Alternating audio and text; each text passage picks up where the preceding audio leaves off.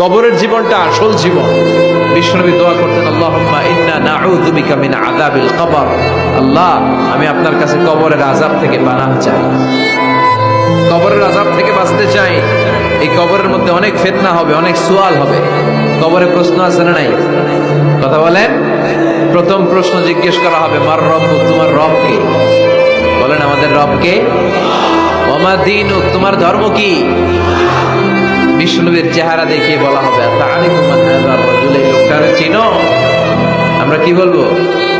আমরা চিনি, উনি আমাদের প্রিয় রাসূল মুহাম্মদুর রাসূলুল্লাহ সাল্লাল্লাহু আলাইহি ওয়াসাল্লাম। এরপরে জিজ্ঞেস করা হবে, এগুলো কোত্থেকে শিখলা? আমরা বলবো, কোরআন থেকে। ফায়ুফসাহু লাহু কবরুহু ৭০ যিরাআন। সুন্দর সুন্দর উত্তর করতে পারলে আপনার কবরটারে ৭০ হাত লম্বা করে দেওয়া হবে। ইফতাহু লাহু বাবুন ইলাল জান্নাহ, জান্নাতের দিকে একটা দরজা লাগিয়ে